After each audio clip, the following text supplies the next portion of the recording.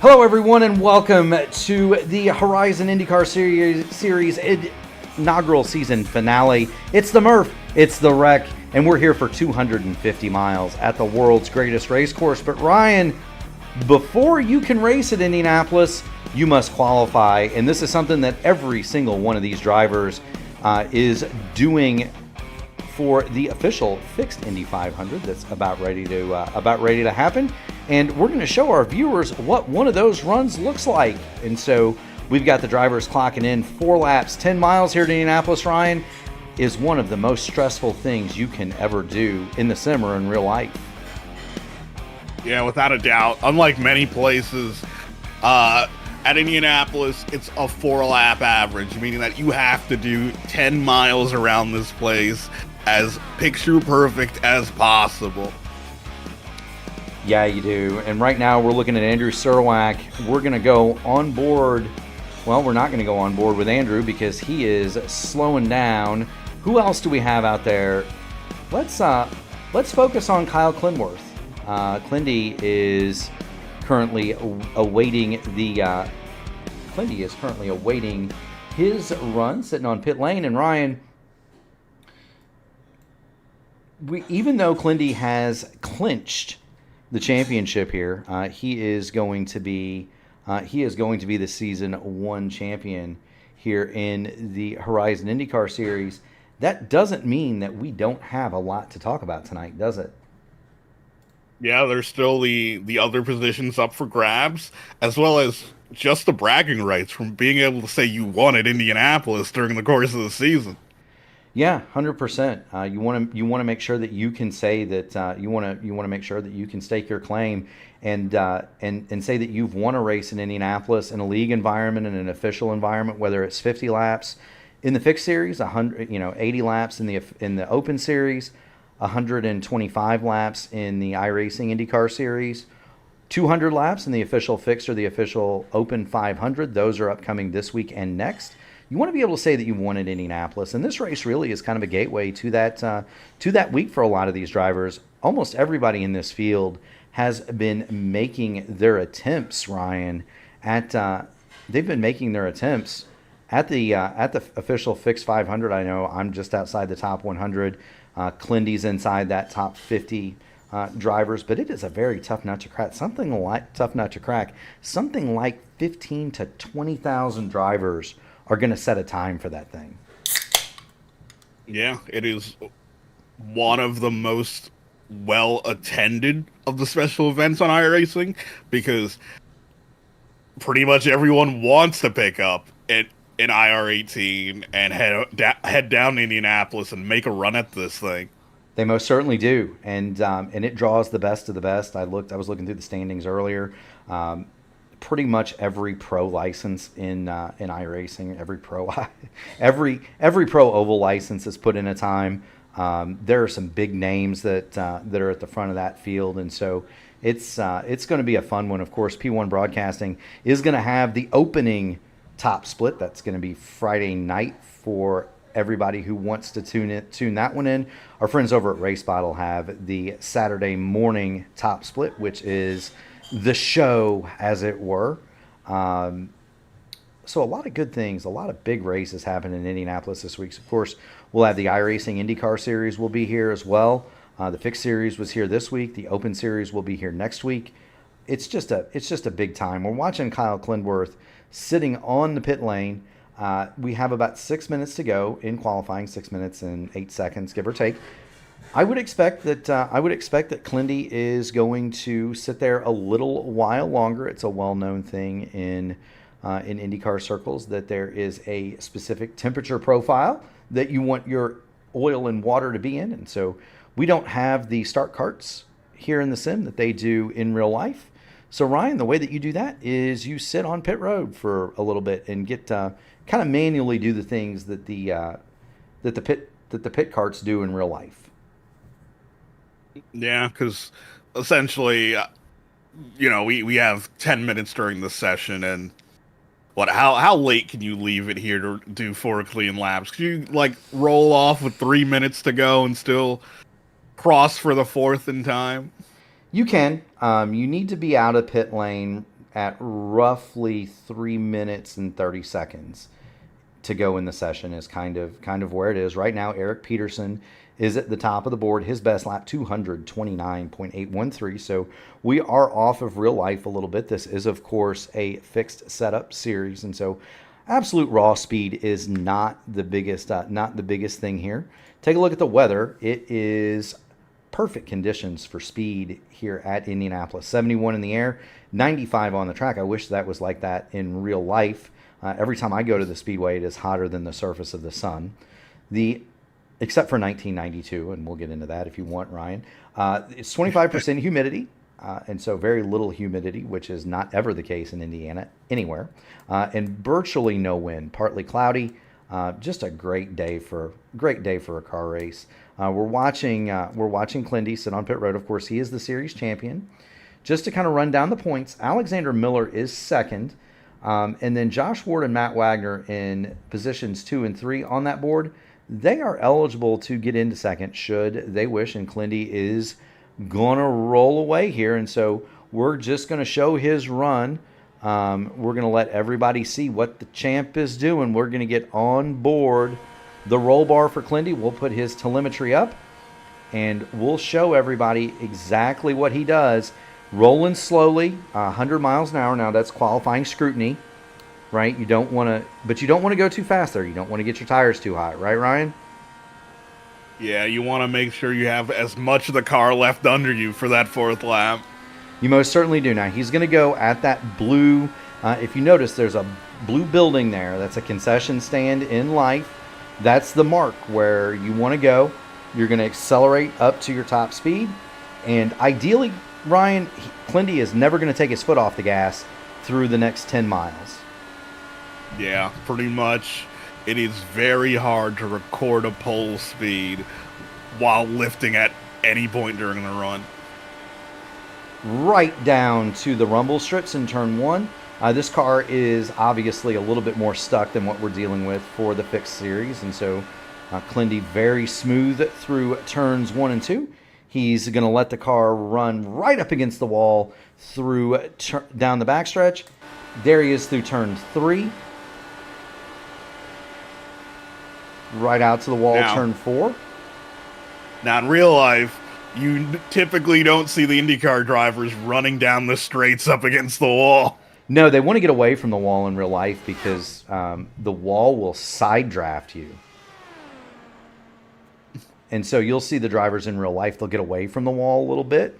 They'll only really ever get next to it in the middle of the short chutes, so between turns 1 and 2, turns 3 and 4. The dimensions here at Indianapolis, for those of you at home who don't know, the straightaways are 5/8 of a mile long, and they are flat. The corners are 1/4 of a mile, and they are banked at 9 degrees, 12 minutes. The short chutes are flat, and they are 1/8 of a mile long. And so corners 1/4, the turns are 1/4 mile apiece. Straightaways are 5/8 of a mile apiece. The short chutes, the short straightaways between the two turns are 1/8 of a mile, and that is a 2.5 mile lap here around Indianapolis. Watching Clindy as he goes, he is working lap number 3 now. We do not have running times for him, but he's working through the north end one more time. He looks good. That car looks very stable, Ryan. Yeah, to use the parlance that I would use for the real guys running around the track, he's looking good. His apex speed at turn 4 is around 226 miles an hour. Yeah, and rule of thumb, and this is something that I read from Tim Wardrop back in the day when he was working on Arie Luyendyk's cars at Indianapolis. Of course, Tim Wardrop was the engineer when Arie Luyendyk set the track record here. But a good rule of thumb is 6 miles an hour between trap speed and slowest speed. Right, so your trap speed 232. So Clindy ideally should be at 226 when he exits turn number 4. That's how you know. That's roughly where he is. Yep. There it is. We saw it on the telemetry. It flashed to 225, but 226. And here is Clindy. He's going to come off at turn number 4. The time, 39.385. Kyle Clintworth has put his Rogue Racing entry at the top of the chart, 230.2 1.13 miles an hour. That would surprise absolutely nobody, would it? Would it, Mr. King? Not at all. And 5, 4, 3, 2, 1, and there is the gun. There is the gun. We do have a starting grid on the pole. Kyle Clintworth, a 4-lap average, or his best speed 230.21, 3 miles an hour. Matty Wagner is going to start on the outside of the front row. Row 2, we're going to have Alex Miller and Edson Santos. Row 3, Mason Mitchum and Nick Wheeler. Row 4, Eric Peterson and Shane. I can't talk, Ryan. That's not good. Row 4 is Eric Peterson, and he is going to be flanked by Shane Coker. How about that? Row 5 is going to be Micah Mixer and Josh Ward.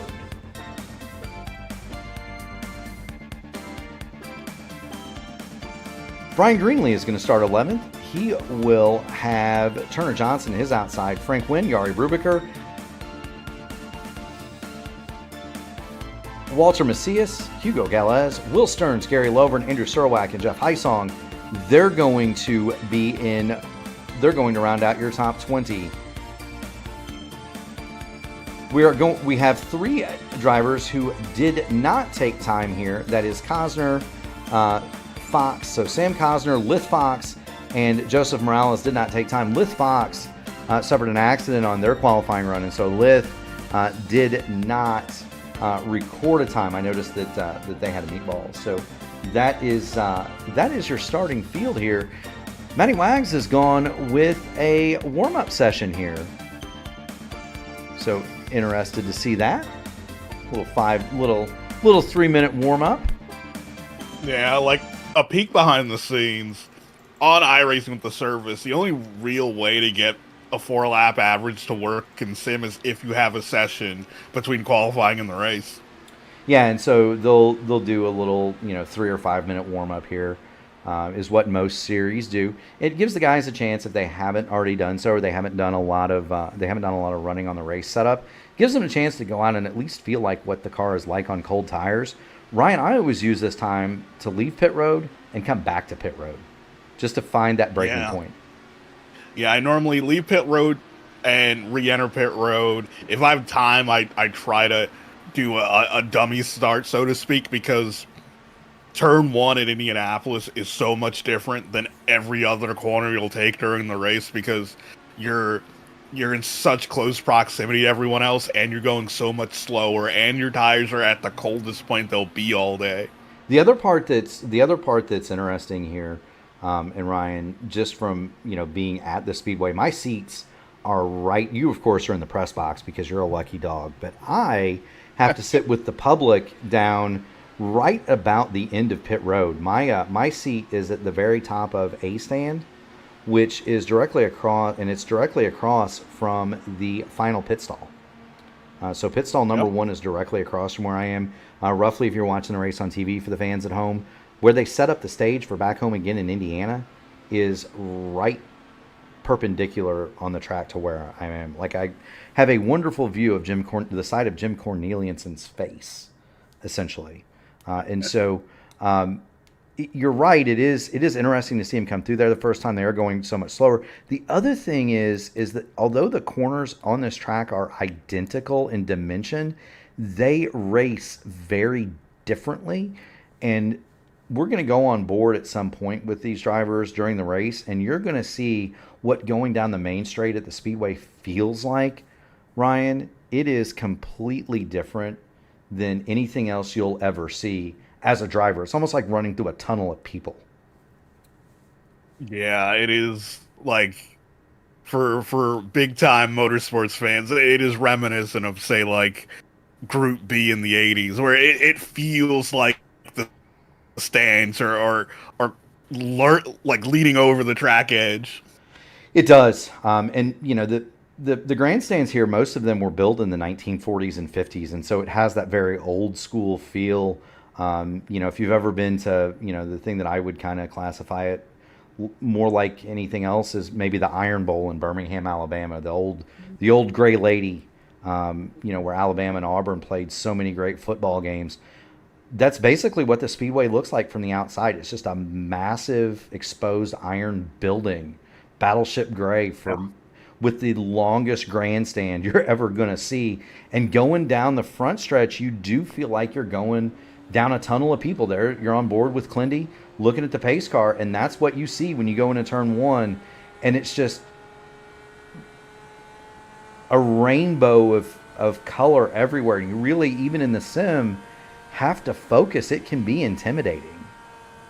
Yeah, and I'd say it makes people intimidated, so to speak, in a way that they'll take turn one slower than they probably should, mainly because they think that outside wall is closer than it actually is. They do indeed. Looking back through the field, there's Alex Miller, Edson Santos, Mason Mitchum. We're looking on now for the fans at home as we would look. We're looking as if we're sitting in the grandstands. This would be if you're sitting in the northeast vista, just staring down the backstretch. Some of the greatest views on the track are actually in these seats and in the infield. Don't sleep on the infield mounds. You can get a pretty good view of the action from back there, just in the grass to the right, looking down the back straight. You go through turn 3, look up toward turn number 4, and the next shot is from the northwest vista, and this is where I started watching Indianapolis 500s when I was about 10 years old, right about here.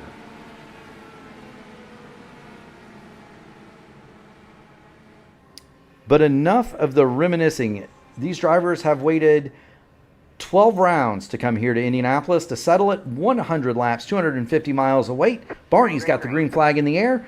The Indianapolis 250 to end the inaugural Horizon IndyCar Series is on.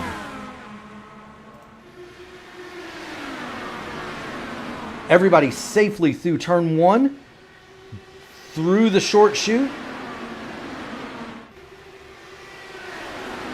We've got a good start, Ryan. Everybody looks good going down the back. Yeah, this is the first chance that people really have at making a pass here.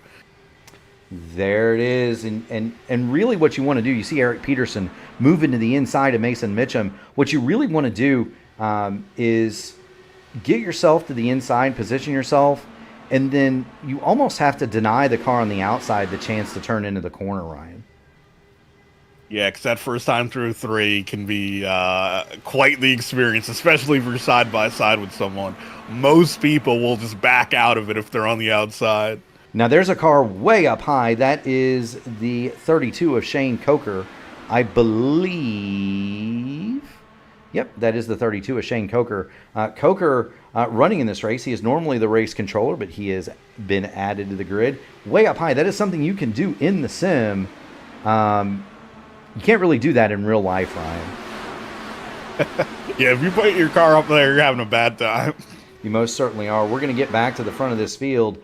Kyle Clintworth leads Matty Wagner and Alex Miller. Edson Santos. Edson Santos, like a torpedo. Huge run for Edson. He's going to get to the front. He blew past 3 cars in one shot there. What a move from Edson. And everybody's getting single file. This is kind of something that that you're going to see. It's very common for Indianapolis, Ryan. Everybody's kind of found their spot in line. They're feeling their cars out. And if you're not leading this thing, you're saving fuel. Yeah, you kind of want to ease your way in. See where everyone is that first pit cycle. See how far you could take it compared to everyone else. 100%. We are at 90% fuel for this race, and so that is something that you do want to keep an eye on. The fuel tanks, normally you could get 30 to 33 laps here on a tank full. These guys are going to be hard-pressed to make 30, and so where the cautions fall and when is going to be a huge deal in this race. Speaking of huge deals, do want to thank everybody for tuning in. If you've got a question, you want us to point out something in the broadcast, feel free to drop a chat. Feel free to drop us a chat, and we'll talk back at you. Paula Scory, Jimmy Coker, they're here to cheer on Kyle Clintworth. The Clindy heads are back tonight, Ryan. We've got Scott Rankin in the house. He's here. He's here to cheer on Matty Wags. Dirty Kauai says go to the Alex Miller, and One of the funniest things I've seen in a long time, talking about the flagman, Barney, said maybe he got a little bit carried away last night and his mate super glued the flags to his hands the way he was waving it there. Don't tell our buddy Aaron Likens. Aaron Likens, of course, the flagman for the real life IndyCar Series and the Indianapolis 500, a noted regular here in iRacing during the off season, and so we'll have to get Aaron maybe to do a demonstration for iRacing. Maybe they can scan him. Mocap him in. Yeah, we'll just. So Aaron, if you're out there listening, we'll get you in contact with iRacing and see if they can't scan you and put you in the program instead of Barney. That would be great. If you've never seen Aaron Likens throw the twin checkers, he is a master at it, Ryan. God, it is a tremendous sight. It is indeed. Of course, the twin checkers, the emblematic of the finish of a major league open wheel race in the United States. NASCAR, they do one flag. Indianapolis started the tradition of doing two, and that's carried through many a flagman. Dwayne Sweeney did it, had the flags when I was a boy. And then it's gone on to Aaron Likens now. But kind of a cool bit of history with that. We have a caution on the speedway. Gary Lovern is slow, spinning, and crashing down at the south end of the speedway. That is turn 1. Caution on the speedway for Gary Lovern. Pace car is out, and we're going to figure out exactly what's happened to Gary. So here he is, Ryan. He's got is that Lith Fox there to his outside? Yes, it is. They come together, a hard impact for Lith Fox. They come together they come together going on the main straight. It appeared as though Gary might have been shading Lith a little bit high there to get in. Great job of avoidance by Joseph Morales. We're going to get on board and have a look at Morales through that, because that was a pretty nifty move for Joseph Morales to get through there. But I think Gary was just kind of shading Lith Fox a little bit high to make the first corner, and contact ensued, Ryan. Yeah, I mean, at some point, if you're Fox, you have to back out of it. I got to be honest here. There was not much to gain. Yeah, here we are. We're on board with Lith Fox. We're going to watch. We're going to get let's get that on here. You can see Gary Lovern, and he's going to have to come up to the right to make the corner, and there you go. There's the contact. Right rear to left front. Lith Fox goes for a ride, and then Joseph Morales sees the smoke. Watch how close this is, Ryan. To the grass to avoid the spinning Gary Lovern, all at 200 miles an hour. Caution here at Indianapolis, lap 8 of 100. And what this does, Ryan, is we see Lovern, he's going to try to limp it back or drag it back to the pit lane. Already a lap down with the meatball. They do have a fast repair in the series, but one of the things that this yellow does is it eliminates. You see everybody coming on a pit lane. This completely eliminates the fuel game. We're going to have Coker, Jari Brubaker, and Joseph Morales stay out. Yeah, might be worth staying out. Who knows? It's going to be right on the cusp of a full save. You can make it in 2 more stops from here. Brubaker and Coker are obviously going to gamble. Just stay out and go full juice and, say, I don't think these guys can make it. But there everybody goes. Clindy wins the race off of pit road from Santos. Matty Wagner and Brian Greenlee is going to round that out. So Shane Coker, Jari Brubaker, and Joseph Morales all stay out on the racetrack. You like that move, Ryan, or would you have come and got yourself some gas and a new set of boots? Oh, I would have taken the gas without a doubt. Yeah, with a short tank, I gotta say I probably would have preferred here a fresh fill. But I get it. If you're Shane, if you're Jari, if you're Joseph Morales, and you started in the back, why not grab yourself some track position? If you get a couple more yellows here, if you get a yellow in the right spot, you've completely flipped the track position. So why not give it a shot and gamble? Yeah, and I think, 3 cars might be just enough for the leader to keep their position away from Clendy. Yeah, and that's the thing, right? that's the thing. Joseph Morales is going to come into the pit lane, so he has received his TV time, and he's going to bring it down. As is, well, no, Shane Coker's playing with the pace car.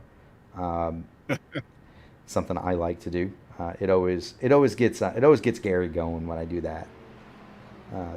The pace car, by the way, for the fans at home, is hollow, so you can drive into it, and it does not affect anything. And so I will occasionally try to hide in the pace car just to mess with our good friend Gary Godso. Mike Rigney's joined us, so we've got luminaries in the house, and we don't know. So Jimmy, staying out may turn into a boon for Yari and Shane. It may not. It depends. They're going to be together, and they're going to have a chance to work together, Ryan. Like, hopefully they do work together, because if they don't, this will be a very short stint at the front. So I will say this. So there was an ISRA Indy 250 where I wound up, Matty Wagner and I did the stand on it strategy. So we did what Coker and Yari are doing. Clindy and a much larger group of drivers, they opted to save the fuel. It turned into a tortoise and hare sort of affair. At the end, the hare won. And so it's interesting to see in these short races with the lighter tanks what's going to prevail, right? Because this could go either way. Clindy and them guys are going to have to run so slow as we get back to green flag action. They're going to have to run so slow. Whoa, we've got trouble in the back. Walter Macias is around. Oh, no. There's a big accident in the back of this field. Green flag, green flag. The green is out. Shane Coker didn't really go. That's not on him though, but we're going to get back and see there are several cars with black flags. Caution is on the speedway.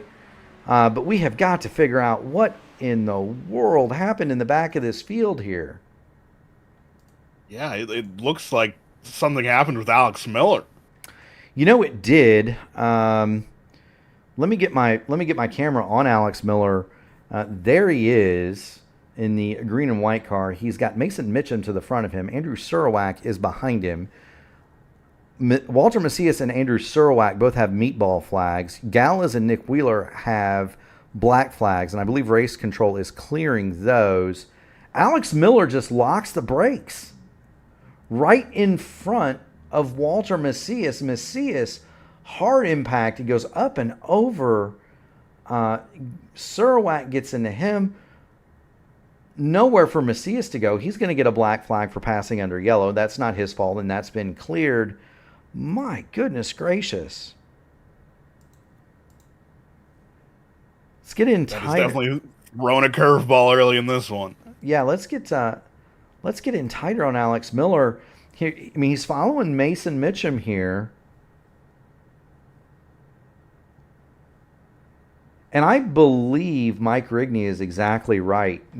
Alex Miller's wheel disconnects here.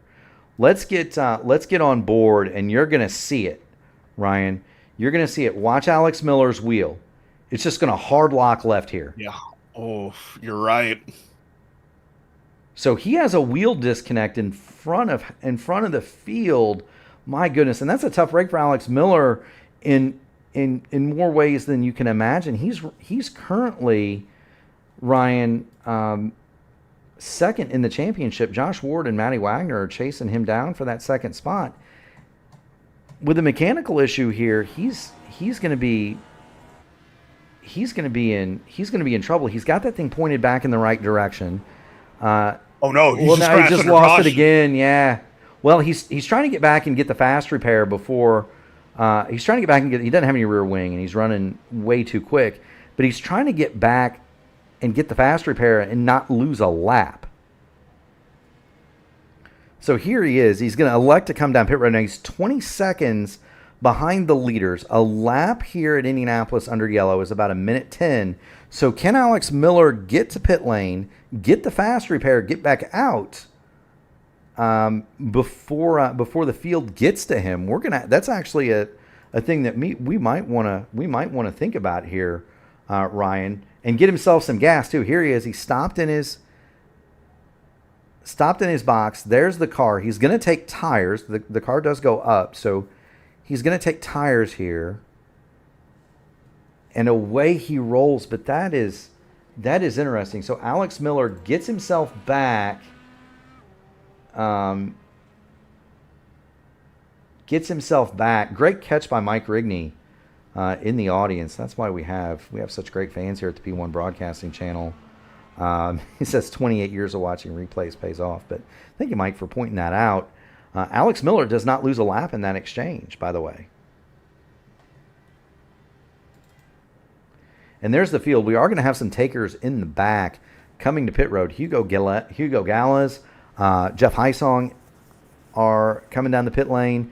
Gary Lovern and Joseph Morales all going to take the opportunity for 4 fresh Firestone Firehawks and a tank full of shell fuel. It is not gasoline, Ryan, and it's not really ethanol, and it's not really methanol anymore either, is it? So call it fuel? Yeah, I think fuel's the best descriptor we can accurately use.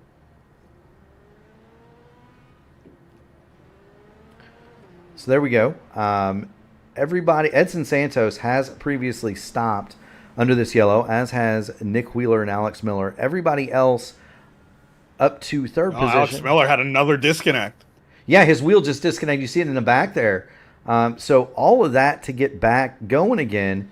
And poor Alex Miller has had his wheel disconnect one more time. Here you'll see it. Thankfully he's not around anybody. He's got Lith Fox behind him. And there you see it. The wheel turns all the way to the left, brakes lock, alert driving from Lith Fox, who has gotten back on the lead lap. But we'll see. Alex Miller has towed now, so no longer in the field. We're going to get ready to go back to green here. Shane Coker and Yari Brubick are going to lead. Clindy, Matt Wagner, and Brian Greenlee is up in the top 5. We're going to go back under green here. 14 of 100 complete here at Indianapolis in the Horizon IndyCar Series.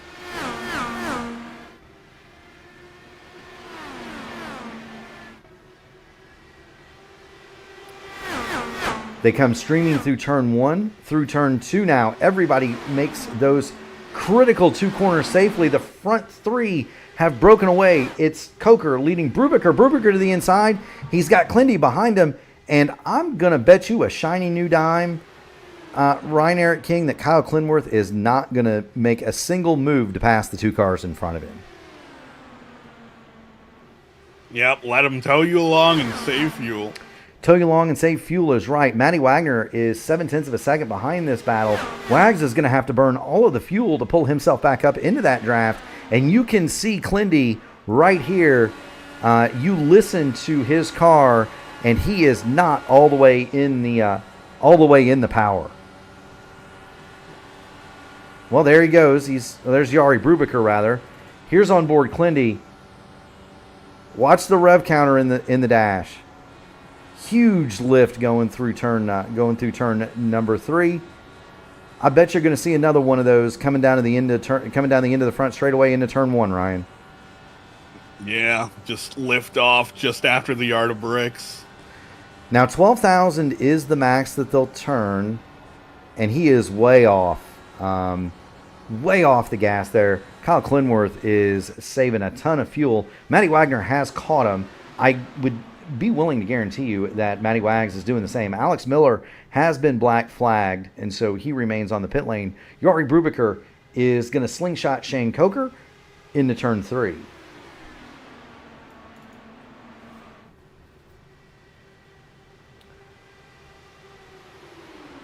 So the goal of the front 2 would be to kind of work this slingshot, Ryan, and go as hard as possible. Try to gap the rest of the field if you can.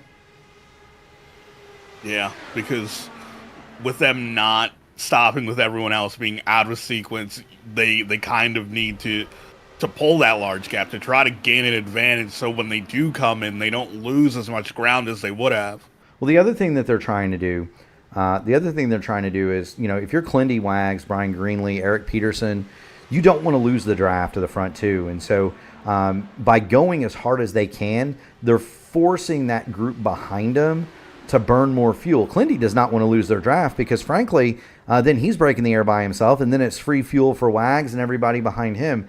We're going to go back in the field, though. Edson Santos is making up some spots. He's racing with Lith Fox here.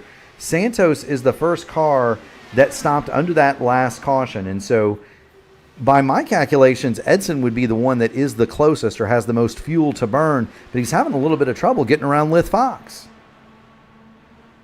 Oh, yep, that is unfortunate.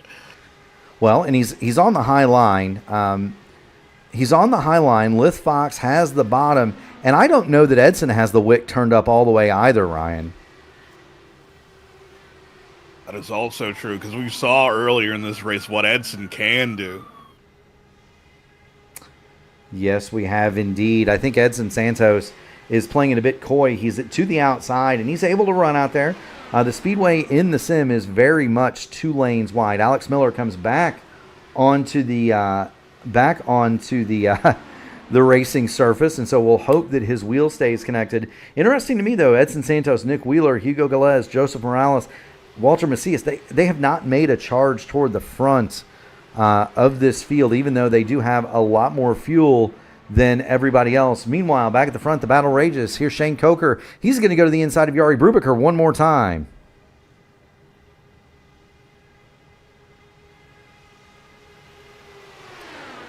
And just like that, Ryan, we're at 20% distance, just about to be at the quarter pole here. 100 laps can go pretty quick if we get some green flag running. Do want to thank April checking in. She says go Clindy. So more Clindy heads populating the viewing public, and happy to have them along. Again, if you're watching the video out there, if you're watching the stream out there, make sure you smash the like button on the video, ring the bell to subscribe to the channel so that you'll be notified of all future P1 Broadcasting iRacing events. This is the big 2 weeks, Ryan.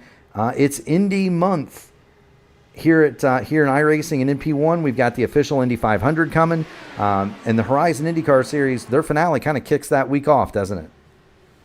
Yep, it is. It is definitely pork tenderloin season, if you will. So, are you going to have one of those at the Speedway? I wish I could this year. Unfortunately, one of my coworkers got assigned to go to Indy this year, not me. That is unfortunate, because if you would be in attendance, I would greet you with a very tall Miller and a very large pork tenderloin sandwich. So we'll have to do that at some point, Ryan. Yeah, definitely next year.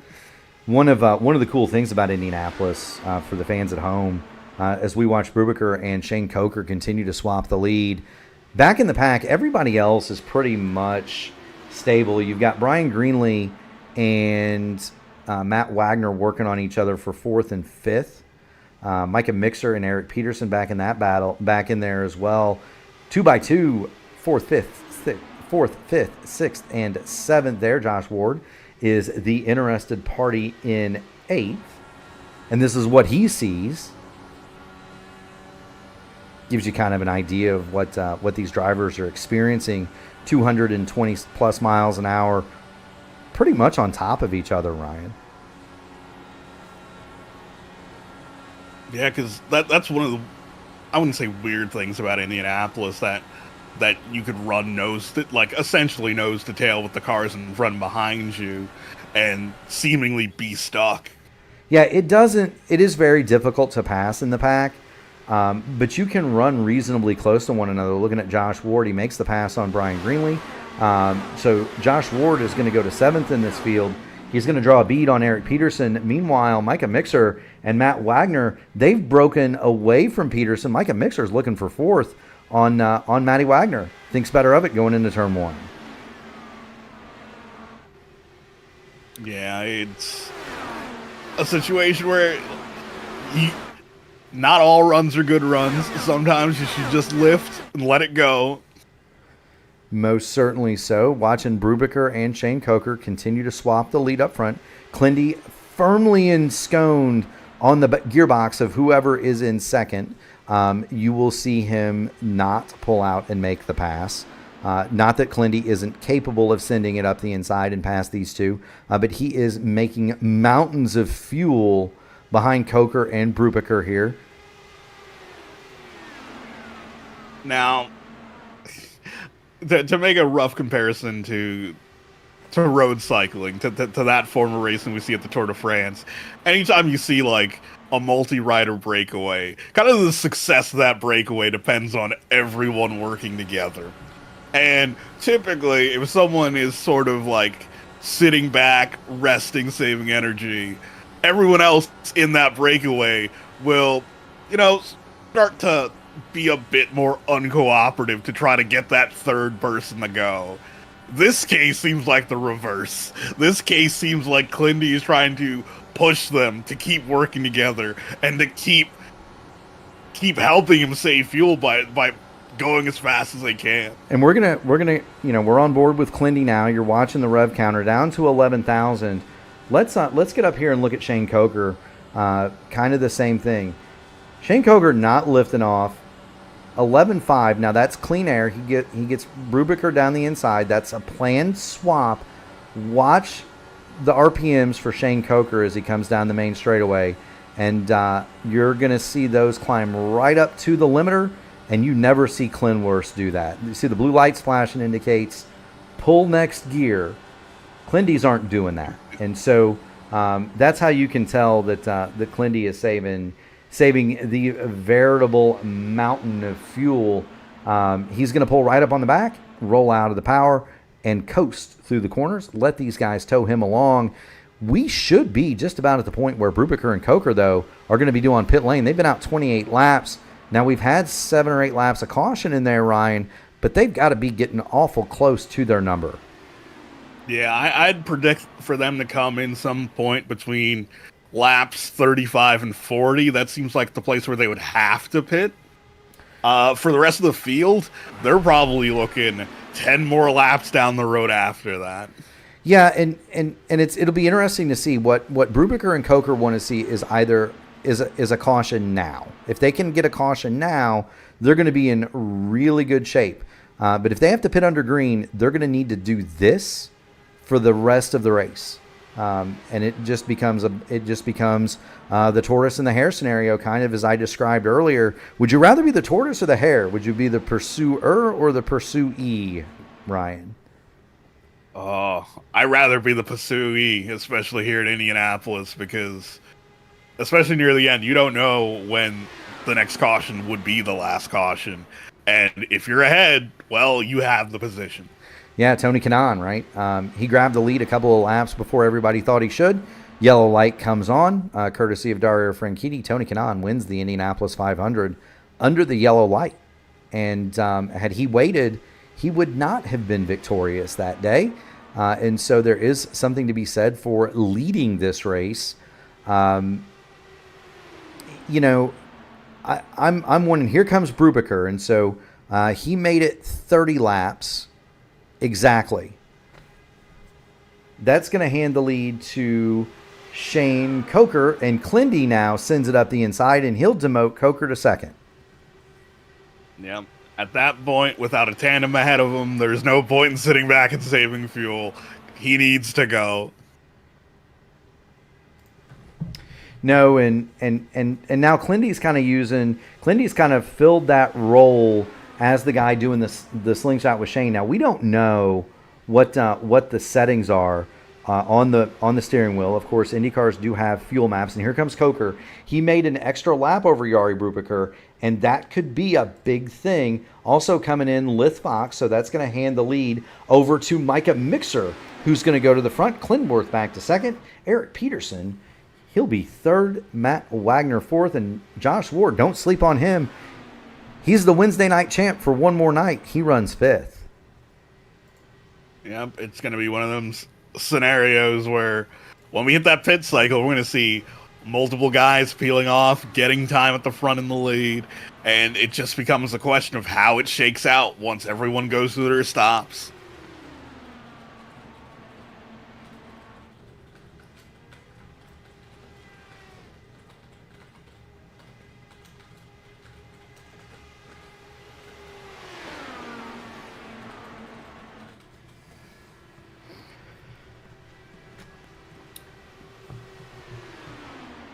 The Liv Fox is exiting pit road, and here come the leaders. Yeah, here come the leaders. So ideally what you want to do is you want to exit pit road. Lith Fox going to go the lap down. Ideally what you want to do is you want to exit pit road and you want to be about 5 seconds ahead of the leaders. And so Jari Brubaker and Shane Coker are outside of that draft envelope of Kyle Clintworth, but they are a lot closer than they want to be. Jari Brubaker is about 3.5 seconds up the road from Coker. Coker is perilously close to the draft window. We're watching Will Stearns come off a pit road right ahead of Clindy, and this is huge for Clindy because he's able to use those cars to kind of slingshot himself ahead of everybody else. It kind of stalls out that battle that he was having with Micah Mixer. Mixer's not going to be able to get by while Clindy's got somebody out front of him to draft with.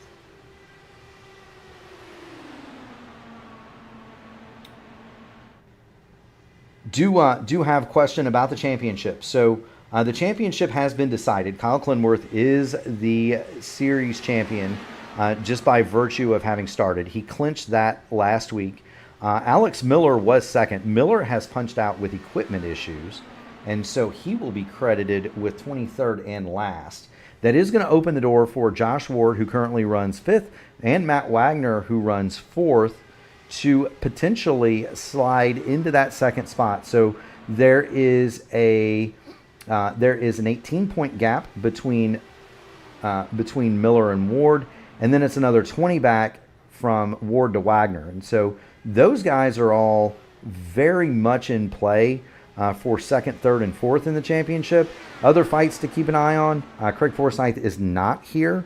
But Nick Wheeler, Frank Wynn, Mason Mitchum, Hugo Galez, they're all very close for 5th through 10th. So there are some positions up for grabs. Jari Brubaker, who's led the race, he is 10th in points, and he could make up with a good finish. He could make up as many as 5 or 6 spots. So kind of keep an eye on those drivers. The championship, though, and great catch, Jimmy, the championship has been decided. The championship has been decided. Meanwhile, Clindy is pulled right up on the back of Shane Coker, and what do you bet? Ryan? Clindy's just going to let Coker tow him along here.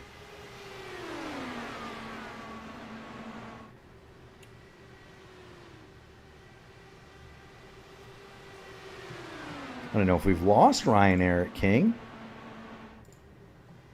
Still in Discord. He could be having some issues with the mic. Clindy is going to go past Shane Coker. Around the outside he goes. He's going to put, well, maybe not. That is the driver rounding up his sponsor to put him 1 lap down. But Parker Speed is exactly right. Clindy is playing this extremely smart. And he knows, having run with Kyle Clintworth, having run with Clindy before, he knows exactly how much fuel is in that tank, and he knows exactly what he needs to do to continue to make his number, and he feels obviously that he can lead this pack. He gets in front of Coker. He'll tow Micah Mixer down the front straight. Lith Fox is going to race Shane Coker. That's important because that's the first car 1 lap down. Meanwhile, Jari Brubaker has lost 2 seconds to Kyle Clintworth just based on Clindy catching that lap traffic. Brubaker is out all by himself, and he is perilously close to that draft window. Micah Mixer going to go down the inside. Lith Fox going to try to follow suit. Now keep in mind, the front 2 cars, that is for position. The 2 cars behind them, that's Lith Fox and Shane Coker, and then Will Stearns behind them. They are battling to be the first car 1 lap down in case a yellow were to fly. Lucky Dog get back on the lead lap. Micah Mixer glitches out and comes back, thankfully. Good to see Micah pop back in. We are now coming to get lap 40, and at lap 40 of 100. Kyle Clintworth is your leader. Micah Mixer is swapping with Clindy. Eric Peterson, we'll go back to Peterson. He's the 6th car in line, but he runs in 3rd position. Behind him is Matty Wagner. Josh Ward is the Wednesday night champ for 1 more night. He runs 5th. Great run for Frank Wynn. He wasn't here last week, but Frank Wynn runs 6th. Brian Greenlee having having a good night himself. He runs 7th. Mason Mitchum is 8th. Turner Johnson in another VRL car is 9th. And Sam Cosner in the charcuterie pink and black VRL machine is 10th. And to pit road, they all come. About half the lead lap cars have hit pit lane, led by Kyle Clintworth, Micah Mixer, Eric Peterson, Frank Wynn, Brian Greenlee. They've all come to pit road. That's going to turn the lead over to Matt Wagner and Josh Ward. Now, if you are Matty Wags, your best friends are the cars in front of you. That's Coker, Fox, and Stearns. You want to try to get the suck off of them. Josh Ward is going to work with him in slingshot. You want to suck up to them and see if you can't make a gap. Here we go. You're right, April. Here we go in the pit stop sequence. Is Matty Wags going to be able to make up some time? No, he's going to come to pit lane, as is Mason Mitchum. That'll give the lead to Josh Ward. And I think, Ryan, Josh Ward may turn out to be the winner in all this because he's got the tow from the lap cars in front of him. He is going to make up a ton of time just with that draft. Yeah, without a doubt. As long as he could, get this tow and not let these lap cars slow him down once he catches them. Yeah, for Josh Ward, he's on the back of Will Stearns. He wants to hit pit road now. Meanwhile, Edson Santos is the next car in the picture. He is second. Santos has 4 more laps of fuel, and there comes Ward. Santos has 4 more laps of fuel. He's looking up the road at these 4 lap cars charging along. Now Santos is in that catbird seat, and I'm going to be interested to see where Josh Ward filters out. So we're going to go back and look at the pit stop for Ward. He's got Andrew Surowac with him. Let's see if Josh Ward made up any time with this pit cycle here. Ward down off the jacks. Surowac down off the jacks as well. Now Surowac 2 laps down. Ward is going to come off a pit lane. Here he goes. Let's get on the gearbox and let's see where exactly he's going to filter out. Here come Micah Mixer. Here is Micah Mixer. Here's Clindy. Eric Peterson going by. Ward is going to filter out right behind Frank Wynn, and he's going to beat Matty Wagner and Brian Greenlee, and Jari Brubaker out. And as you're saying that, the leaders had come into pit road. Yeah, so Edson Santos is on pit road as well. Same kind of a deal. We want to see where Santos filters out. Was he able to make up any time using those lap cars? Edson is down and away, as are Hugo Gallas. You've got Hugo Gallas in there. Nick Wheeler. Here come the leaders. Where is the rapid Brazilian going to filter out here? Careful, don't cross that line, Edson. So he's going to slot in right behind Matt Wagner. So Edson, Turner Johnson, I think, might get to his inside here. So Edson made up 5 spots on that racket there. And he's in the best position with fuel. Jari Brubaker is going to be the next car in pit lane. Now, Jari has caught the lead draft, so he's back in it. But Jari Brubaker has been out for 13 laps, as has Lith Fox and Shane Coker. So those cars are going to be due on pit lane here right around what we'd think about lap 60, and they cannot go on one more stop, can they, Ryan? Oh, no, not really. They would have to really stretch this one out to make it on one more. Yeah, I would think if you really were cautious, you might be able to do 32, 33 laps under green flag conditions. I don't see you being able to make 37 or 38. That would be a tall task if you had a full fuel tank, let alone subtract a couple of gallons. So it'll be interesting to see. And Mike Rigney chimes in, Edson Santos is a good, solid driver in this car. Yes, he is. And that whole Leaner Energy team, talking about Edson Santos, that whole Leaner Energy team, they've got some rapid guys, Rafael Eckert among them, that are very, very quick. Edson is probably not the fastest guy on that team, but he's definitely the most consistent, Ryan. Yeah, definitely the most consistent. Might have an accident every now and then, but you know that they are guaranteed for a top 10. Yeah, when you see those leaner cars show up, you know they're going to be a threat for the pole position. You know they're going to be up front. Edson Santos currently runs in 11th spot. We're going to send big hugs to him. Let's go ahead and get back up at the front. Clindy shoots to the inside of Micah Mixer one more time. This is going to be a common theme. Brian Greenlee is going to go to the inside of Yari Brubaker. Greenlee is hunting 6th spot.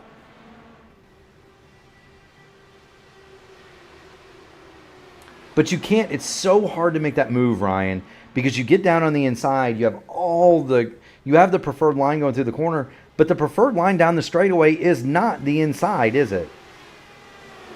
Yeah, it is not. You want to drive off the corner, but if there's a guy on your outside, they're going to get a better run off the corner, and they're going to have to use that run down this long straight.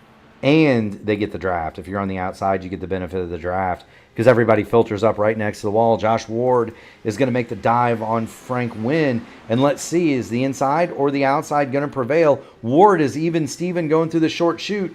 Can he complete the pass going down the main straight? He does not. Well, he's got Micah Mixer down there. Let's see if he can make it stick. Still side by side. I think he's got it here. I think he's going to be. I think he's just going to clear Frank Wynn. So there he goes. Move Josh Ward up to 4th. Put Frank Wynn back to 5th. And Ward is going to go hunting Eric Peterson for 3rd. Speaking of solid drivers, the man in that dark horse yellow and orange car, that's a solid shoe too. Had the opportunity to race with Eric in a number of different leagues. That's a fast dude too, Ryan. Oh, without a doubt. And that's old school fast too. Eric Peterson been around a long time and very well known inside the IndyCar League circle. Of course, he runs the Dark Horse DW12 series. He's one of the league owners, along with Charles Teed, in that series that you'll see Sunday night on P1. Alternating series Sunday night on P1. You got the Votive series and the Dark Horse series taking turns. So you got your choice, Ryan. You can watch the current cars, or you can watch the old school. You can watch the old school machine Sunday night right here on the P1 Broadcasting Network. Yeah, or you can just watch them both. It's kind of cool. It's kind of neat that you see, and I kind of touched on this in a broadcast not too long ago. It's kind of neat to see we've got Ryan O'Donohue, who's a regular on Thursday and Friday nights in the AMA stock car series that we cover. He started running the open wheelers with Mike Rigney's group on Monday, and has given a really good accounting of himself in that series. And we've got the Dark Horse and Votive series working together. It's really been kind of neat to see the sense of community as Josh Ward has gotten around Eric Peterson. He is the OG, as Mike Rigney says, but Peterson falls back to 4th. And let's see if Josh Ward, I think that Ward would like to get up and lead this puppy. Yeah, we're reaching that point where, every position matters, even the lead at this point. It does, and we're just past halfway, and you know what that means, Ryan. We're gonna swap the board from laps completed to laps to go. 49 circuits left here at Indianapolis. We are under the 125 mile mark, and this is typically the point in an Indianapolis 500 where you start to see guys starting to get itchy and wanting to move forward. Yeah, because mentally I always divide the 500 into 4 quarters, and when you hit that 3rd quarter, people you sort of, if you're a lap down, you're sort of out of it by that point, and everyone who's on the lead lap is thinking about how to get to the front, how to be within the first 5 places for that last quarter. Yeah, and I'm kind of that way too. I kind of like to look at it the last 2 stints. So I really start to get the whip out. With about 60 to go. The last two full fuel runs. If you're not at the front by then, you want to start thinking about how to get there. And speaking of old school solid open wheelers, you're one of those guys too, Ryan. You've been around this business enough to know Now's the time. It's time to go. The passes are going to start. You're going to see guys start to make more desperate moves. The passes are going to become a lot more contested. Up till now, these guys have played nice, but the time to play nice is the window for that is closing rapidly. That means the potential for more cautions, which is going to throw strategy loops. And this thing could get really interesting really quick, couldn't it? Yeah, and pretty much the real starting gun is going to be the first one of the leaders to take that dive to pit lane. You know, and that's a great question from Paul Ascori. What's the strategy from Clindy and Micah Mixer swapping like this? So there's a couple of things that does, and Ryan, you can feel free to add here. The first thing is that cars swapping like this are faster than just one car by itself. And so that's the first thing. So they're trying to pull a gap on the cars behind them. Obviously, they're not going to do that on second and third, but let's say, the front 11 have broken away from Edson Santos. And so, you see that gap. That's because Mixer and Clintworth are swapping. The second thing it does, Ryan, is it saves a little bit of fuel, right? You run in the draft, even for half a lap, that can gain you a little bit. And the third thing that it does, and something that I found, is when you get the front two swapping, it tends to have a calming effect on the pack. Yes, I would say all your points are true. I don't want to make another comparison to road cycling, but the way I'd phrase it, it keeps the cadence of the race high. It keeps, like you said, it if there's a split in the field, it keeps our set of contenders the set they are. More people are not going to get themselves involved in the fight for the win. Also, it prevents people running side by side and potentially causing an accident. It also forces the people in the leading group to continue pushing and not sit back and try to save fuel. Yeah, they can't do that and keep up with the draft. You've seen, we talked about Edson Santos. He's lost that draft, and so we'll get on board with Edson. He's 2 seconds behind Mason Mitchum, and so Edson has lost that draft, and that is huge. Now Edson may be saving fuel. We don't quite know what the strategy is. He's 3 laps to the good on fuel. As we see Jari Brubaker, he's going to hit pit road, which means that Shane Coker and Will Stearns and the like are not going to be very far behind him. But that's what 2 seconds looks like at Indianapolis. And with Edson out of that draft, he is effectively, without a caution, not going to be a contender for this race. And so if you've got 10 guys in that draft, that's a lot easier to defend than having 20. The other thing, and you touched on it with the guys running side by side, it makes it very difficult. The front two are more or less able to swap at will, but if you're back behind those front two, you get a face full of dirty air every time they go side by side, and that makes it very difficult to build the necessary run to break that front tandem up. It's very hard, and it makes it very hard for anybody else that's within a second, which is pretty much the entire top 5 here. It makes it very difficult for anybody in that top 5 to make a move. Yeah, and it's pretty much what you want as the leaders. You want to keep this as clean as possible to the next pit cycle. Yeah, Clindy and Micah Mixer do not want a caution. They want this thing to play out clean and green. They've gapped. They've split the field in two essentially. They've got other cars that are off strategy dropping out of this draft now, and so they want this thing to stay green. They've probably got one more stop coming here within the next 10 laps, and then they're going to try to make it to the end. Shane Coker, he has pulled back out on the speedway, as has Will Stearns. They are a lap down. Jari Brubaker has maintained his position on the lead lap. He's about 4 seconds up the road, Ryan. Yeah, and that is a significant gap. The leaders might not catch him before the next stop.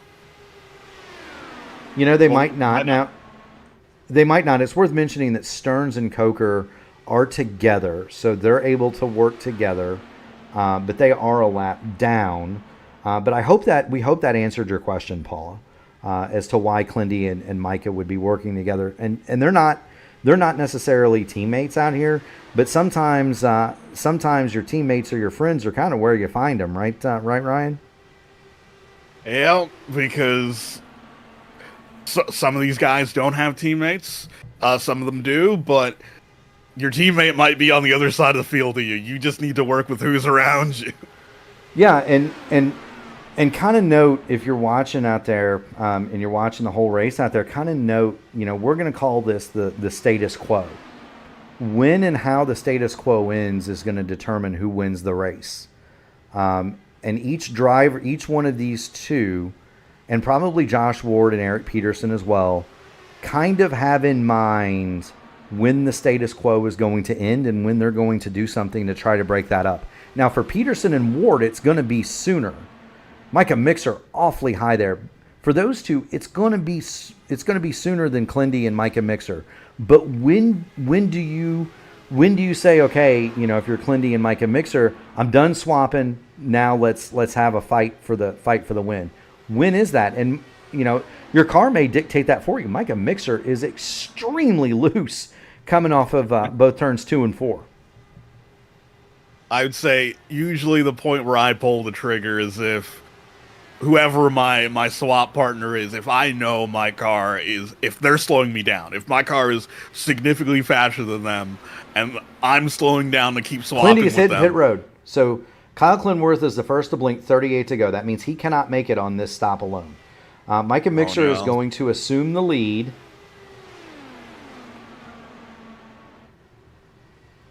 Micah Mixer is going to assume the lead now. That tells me that Clindy doesn't think that anybody else can make it. That is true. For I'd say the only way the other runners could guarantee they can make it to the end is if they can go, 4 or 5 more laps? I would say so. They've been out for 23. Josh Ward has 21 laps, so he can go a couple of laps further. But Clindy is the first to flinch. He takes it to pit road. Clindy is down and away. He is 32 seconds behind. We'll get on the roll bar. We'll watch him exit pit lane. And the problem for Clindy, though, he's not going to have anybody around him, Ryan. So nobody to affect that swap draft. There's Brian Greenlee, Yari Brubaker, but Greenlee is 2.5 seconds behind Clindy. He's in no shape to assist. Yeah, because not only is Clindy not close enough to make it to the end, he's also not in a position where he could save fuel. No, he's not. He's going to have to run flat out for all he's worth. But Kyle Clintworth, with nobody to draft with, we're going to go back to Micah Mixer. He's leading this thing, and he has found a friend in Lith Fox. Now, for Mixer, he wants to get through this lap traffic and use the lap traffic almost like a ladder, Ryan, to pull himself closer to Clintworth, knowing that Clindy does not have any help. Yeah, and these laps are going to be crucial to how this run into the checker plays out. Most certainly is. So we're going to mark it. Kyle Clintworth was 35 seconds behind the leader when he came off of pit road. Right now, Micah Mixer trading with Lith Fox, but Mixer is going to head to pit lane. So Micah Mixer comes in. He's 25 laps into his run. That's going to hand the lead to Josh Ward, and we'll see if Josh Ward can make any headway. Now, he would be one of the closest that could have a shot at making it. He's 24 laps out on his lap from his last stop.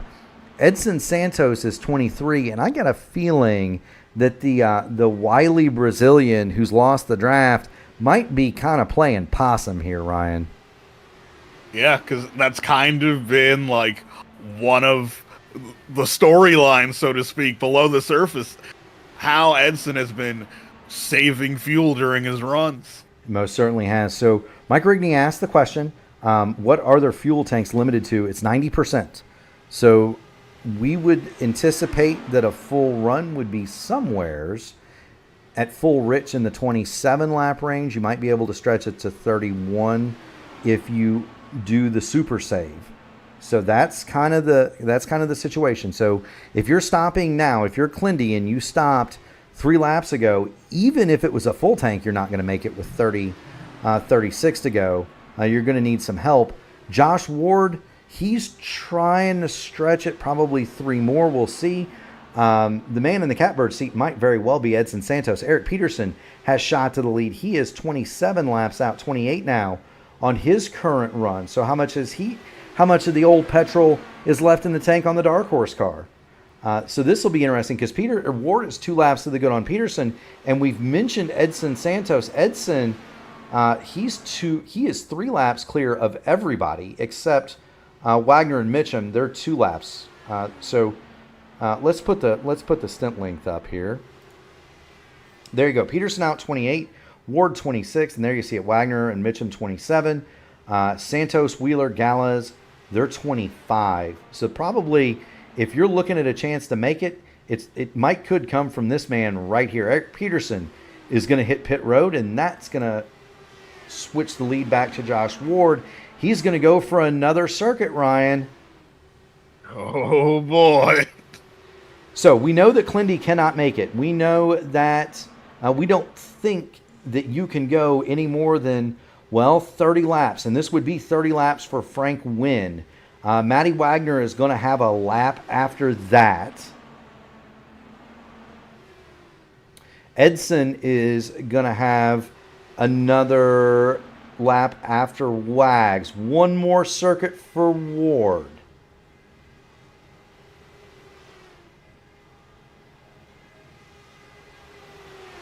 Now, if it's 90% fuel, which we think it is, 26 to 27 laps would be full rich. 30 to 31 if you lean it out. So Frank Wynn should be at about the end of his fuel rope, but this would be his final stop.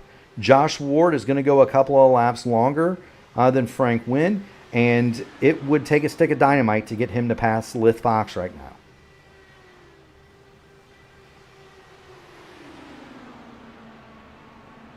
Frank Wynn blinks, so Wynn is in pit road. He's going to have to go 29 laps on his final tank. Meanwhile, Josh Ward, I think this is probably his in lap. I'm guessing he's saved enough to turn it up full rich. 1 lap to come in, and then Wagner is going to probably come in the lap after. My guess is that Wagner and Santos are going to be full rich at the end of this thing, and everybody else is going to be kind of coasting. What would that be your read, Ryan? Santos being full lock on all 4 wheels, sliding in the pit road. Okay, so Edson Santos has stopped. So that tells me that Santos thinks that you can make it full juice from here. Would be my thought, because he had the biggest advantage on fuel. Wagner is also in, as is Josh Ward. So 28 laps is going to be the final run. Let's see where they come out.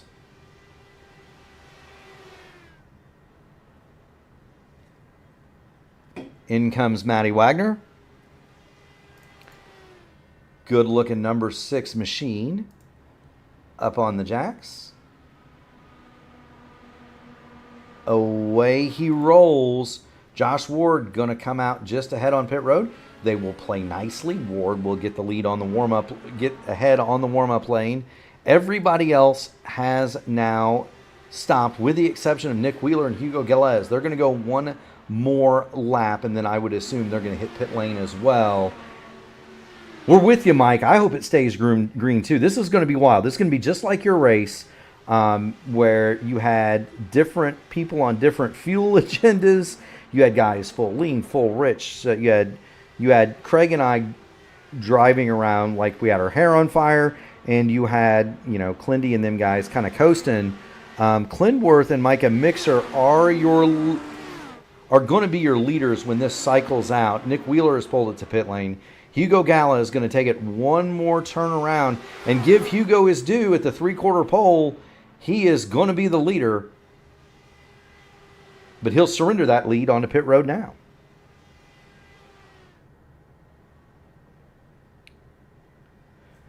So, reset it. Clindy is going to be your leader from Micah Mixer. And there they are. Eric Peterson is 3rd. Frank Wynn is 4th. Now, Clintworth and Mixer, we know, cannot make it. There's no way that they're going to be able to go 36 laps on a tank of gas. They are also driving as hard as possible. Eric Peterson, Frank Wynn. Eric Peterson is going to be marginal. Frank Wynn, Josh Ward, Matt Wagner. we think that they, along with Edson Santos, Jeff Heisong, Hugo Gallas, now that he stopped, Mason Mitchum, those cars are all going to be full chat toward the end. If we get a caution, that changes everything. And that is why that man right there, Mike Rigney, does not want to see a caution. We'd love to see this play out green and see exactly what transpires. Now, Ryan, wouldn't it throw a monkey wrench in it if there was a caution with, like, let's say 12 to go? It'd be a whole new race. Because by then, Clindy and Mike and Micah Mixer would have stopped, so they would have fresh tires. Everybody else would be low on gas and on old, worn-out stuff, but the fresh shoes would be at the back. That would be an interesting into it. Watch those two who have been the class of the field for the entire night. It'd be interesting to see that those two charge through the field, sabers drawn, would it not?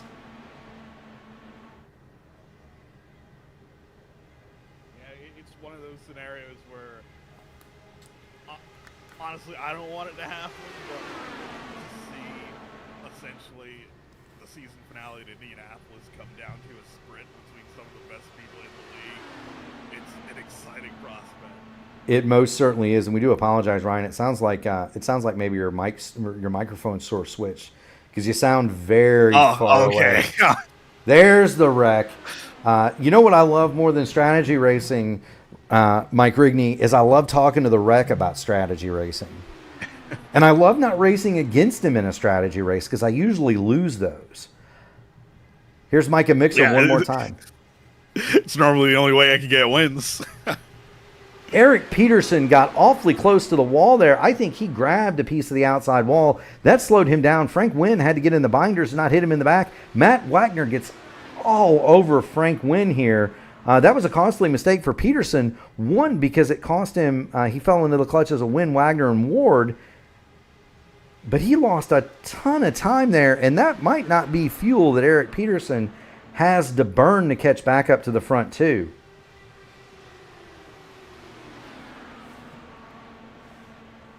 Oh. Because, like, the air is costly in a way that, like, it'll buy the leading two a couple more laps without having to worry about their pursuers. Yeah, and we kind of talked about the status quo and when that ends. I don't think it's going to end with Clindy and Micah Mixer. They're pot committed now to just run flat out, go for it all. When do you make that final stop, Ryan? Do you make it now, knowing that you would be on the lead lap and give yourself the maximum amount of time? Maybe force the hand of Peterson and win? Do you wait as long as possible? Like, I don't even know, 15 laps in and at max 12 to go, I don't know what advantage Clindy, like, even if there's another caution here, it's not going to bail them out, is it? No, it wouldn't really bail them out, because if it wouldn't bail them out if they stayed out. If they come in and a caution comes out, it doesn't help them because it would be essentially at the back of the line. They just gotta run this out as long as they can, to be honest. That'd probably be the best scenario. They are, and Frank Wynn and Eric Peterson making no effort to catch them, by the way. April, you ain't kidding. It is entertaining. We are entertained. Ryan and I are thoroughly entertained, and that's, you know, when you've got old racers like Ryan Eric King and Mike Rigney that are thoroughly entertained by an automobile race, that's saying something, because they've seen a lot. Micah Mixer very high through turn number 2.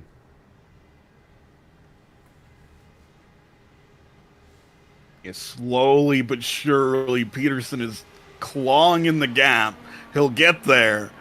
He'll get there in a matter of laps.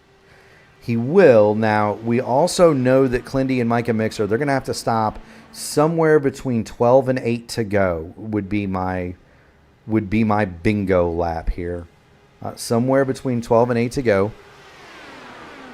Will Stearns is on pit road with a meatball. He has gone 4 laps down now, or 3 laps down, excuse me. Gary Lovern is a lap down. Everybody else is on the lead lap here, Ryan. So we're gonna have a fun time for certain sure. We'll show Surawak, Macias, and Miller there on the leaderboard. Macias and Miller are out of the race. Andrew Surawak has also punched out. 21st, 22nd, and 23rd out of the event. 20 cars still involved, 18 on the lead lap, and about, 10 in this lead draft. Yeah, now 10 in this lead draft, and probably all 10 of them still have a shot at the win today. They do, to an extent. Mixer, Micah Mixer, Kyle Clintworth, and it's worth showing this again.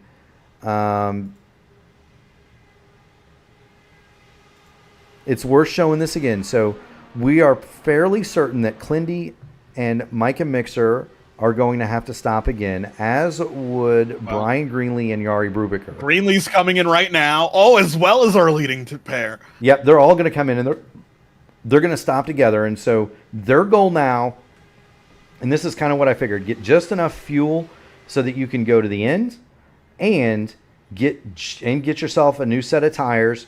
They would be making this stop so that all they had to take was the requisite 11 gallons that would get them to the end. That's how long the tires take, is 11 gallons of fuel. And so there are the leaders. They're going to stop. That's going to turn the lead back over to Eric Peterson. But Peterson is the longest lived on fuel of these cars up front.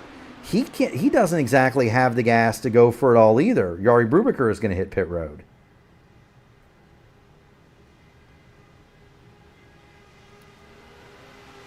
I mean, I would say, Ryan, that Eric Peterson of this front four, and now it's down to four, of this group, Turner Johnson and Mason Mitchum are back there. They're in the draft envelope, but they're not close.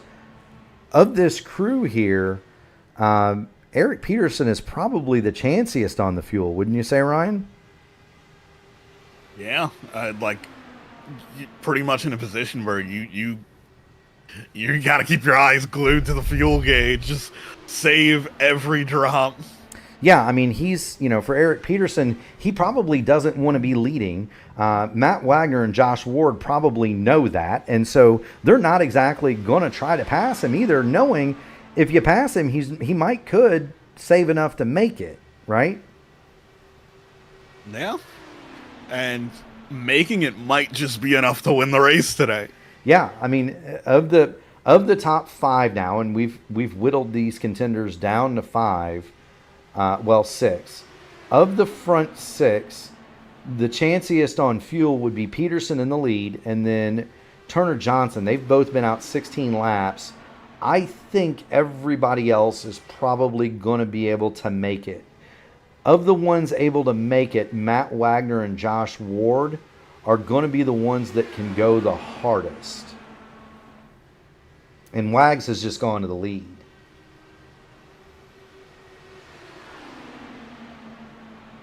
And he's going to get some help. Out onto the racetrack comes Shane Coker. And we'll see if this front group here, we're going to have Josh Ward's going to go to the inside. Going to get two for the price of one. Oh, no. Wagner awfully high. Ward makes the move.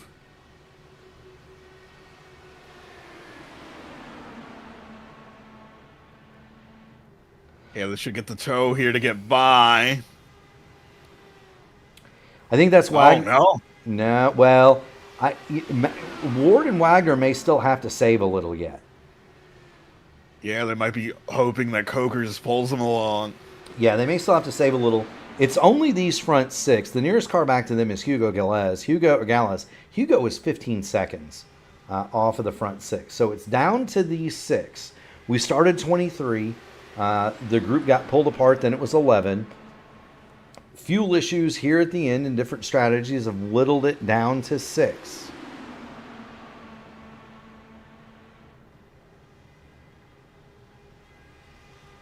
It's worth noting, by the way, that Galez, Edson Santos, Jeff Hysong, they are not making ground. That 7, 8, 9 group, they've got Nick Wheeler with them as well. That crew is not making ground on the leaders. They're essentially running the same speed as Ward and Wagner here. Just to point that out. And Hugo, you're right, Mike, is on the move.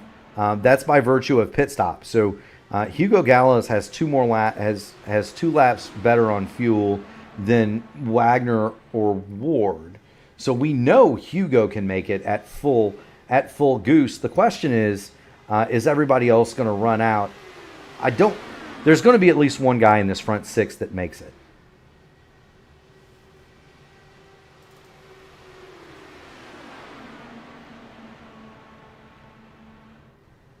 But it tells you, Ryan, that Ward, Wagner, and these guys still have to save because they're not passing Shane Coker, are they? No, it is pretty much like just a situation where you just have to use what you got. If a lap car is in front of you, just get as much fuel out of them as you can. Yeah, and there you see from 6th to 5th coasting Josh Ward. So he's still in save mode. Watch for the blue lights on the dash. That's how you'll know that a guy is fully in it at the end of the straightaway. Here's Ward. He pulls 6th.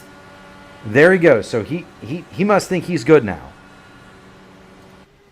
Maybe. I'm not 100% sure about that because we saw Ward do that earlier in his stint. We did, and now Matty Wagner, he's got 2 lap cars between himself and Josh Ward, the leader, and Lith Fox and Shane Coker, that's a fight for position. So they don't necessarily have to give way. Will Stearns has pulled his car into the pit lane. Stearns has a meatball still, and so more work to come on the 306. He is running along in 20th. He's the last car in the race. That's not good for Matty Wagner, though. He does not want those cars between himself and Josh Ward. Yeah, because you don't want to be in a position where, say, a caution comes out, and obviously the lap car stopped already, so they don't need to come in. No, you don't. And Josh Ward is very cognizant. Matty Wagner slides in front of Shane Coker. Josh Ward is very cognizant of that. You see that? He was trying to help Shane Coker stay alongside of Matty Wagner. It didn't quite work out, but that was a definite, I'm going to try to keep those lappers in between me and Wags as long as possible. Josh Ward knows the experience that's behind him, and he knows that Wagner is also, even with him on fuel, he also knows that Wagner's probably saved a little bit more. As we get down, we're within 20 miles. Pretty soon we're going to ring the bell and just have a qualification attempt left. Oh, this is heart-stopping because the win is potentially in sight for both of them, but they're also racing their own fuel gauge. Yeah, go fast. Win at Indianapolis. Don't run out of fuel. Negotiate the lap cars. They have pulled completely away from Eric Peterson. Peterson short on fuel himself. Turner Johnson has made it up to 4th now. Mason Mitchum going to go by Frank Wynn in the 5th. That would be huge runs for those cars. Mitchum and Turner Johnson out of the Votive Racing League stable. Huge days for those guys if they can hang on just to top 5s. Meanwhile, the focus is on the battle for the lead. And we talked about the tortoise and the hare thing at the beginning. Clintworth and his group are faster. They're about 3 to 4 tenths a lap faster. The problem for them is they're 29 seconds behind the lead. And so they are catching them, but they are not catching them nearly fast enough as we get to 6 to go. Yeah, pretty much a win for them means that our leaders have run out of fuel. Yes, it would. Matty Wagner going to the high side. He's trying to find any way that he can get by Josh Ward, and it's not helped by the fact that that the tires are now at their oldest. No longer do you have the grippiness of fresh Firehawks. You've got to be very careful, especially in the draft, and it doesn't help Wagner either that you've got the lap car of Lith Fox kind of making some noise behind you. Oh, just it's sort of at this point you just got to run your race. You just got to run your race. You do. What's the strategy, real quick, if you're Matt Wagner? We're going to come to get 10 miles to go. How are you going to get around Josh Ward? I don't think you're going to get the inside here. You're going to have to drive around him. Is this one of those where we're going to see Matty Wags pull 2x2 here. Oh, I try to do what Wagner's doing right now. In 2 or 4, run the outside line, try to build momentum to get a run down the back straight with the toe, and throw it around the outside in 1 or 3, because it's the only real way. Yeah, I mean, there's so many different ways you can slice this, and it's especially in modern times, very rarely the guy that leads it right here, coming to get 3 to go, that wins the race. Eric Peterson is out. He is going to come down the pit lane. So now there are 4 contenders. Turner Johnson has also dropped off the back of this. So it's Ward and Wagner at the front. Mitchum and Frank Wynn are interested parties, but they are a second and a half back. Really, it's just these two. Ward and Wagner, they're going to have the battle. They're down to the back straight. This is where Emerson Fittipaldi and Allenser Jr. came to grief in 1989 in the famous thumbs up photo to end that Indianapolis 500. Wow. Wagner goes to the lead. Completely clean, a textbook pass, run down the back straight, pass him on the inside. Now, is that a situation where Josh Ward is going to get him back? He's going to pull to the inside. Wagner is going to leave him room. Josh Ward does not lead the lap, but he's going to have position going into turn 1. 5 miles to go at Indianapolis. This is where Pato O'Ward last year in that famous duel with Joseph Newgarden thought he had the Indianapolis 500 won. Mike Rigney, he pops in with that same sentiment. To the outside, Wagner goes. Not quite enough. Let's see if they play nice. Coming to get the white flag. Yep. High off the corner. The dragon begins. Wagner's only shot now is going to be down the back straight. He's going to have to line him up and get to the outside, I think, and then just pinch Josh Ward going through turn 3. But he lost a ton of momentum running the high side in turn 2. Ward all the way to the bottom, zigzags down the back. This is one more set of corners for the win at Indianapolis. Josh Ward leads it going into 3. Wagner pulls to the high side. We're not done yet. One more chance. Can he pull Sam Hornish on Marco Andretti 2006? Josh Ward almost to the entrance of the pit lane. He swerves back and forth. Wagner is going to get to the outside. Josh Ward, 51 thousandths of a second. My goodness gracious. It was just enough to get the job done and win the race for Josh Ward. Holy smokes. We're going to go back and take a look here at what this looked like from Josh Ward on the last lap from inside the cockpit. Here it is. Through 3, down the short stretch, a short chute. You're less than a mile from home, almost like going down pit lane. Swerves back and forth. And let's see if we can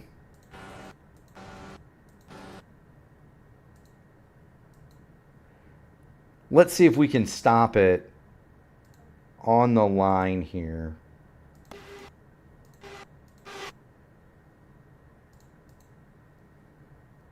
This is about as close as you can cut it, Ryan.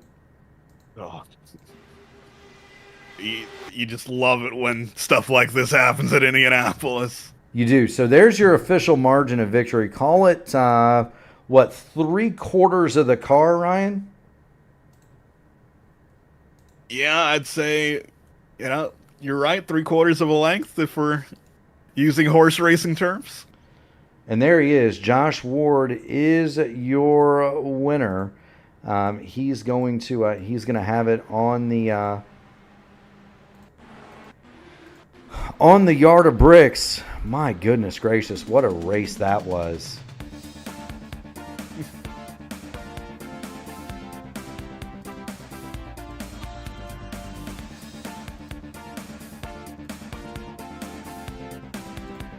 So, here at Indianapolis, Josh Ward is your winner. Matt Wagner comes up 50 thousandths of a second short. Mason Mitchum He's going to come home a fine third, and that's an awesome podium for Mason Mitchum. Frank Wynn is going to be fourth, and Edson Santos, the Wiley veteran, comes home fifth. Speaking of Wiley veterans, Hugo Gallows with a great run to sixth. Nick Wheeler, Kyle Clintworth, Micah Mixer, and Turner Johnson, they're going to round out the top 10. In 11th, Eric Peterson, Yari Brubaker is going to be 12th. Lith Fox, 13th.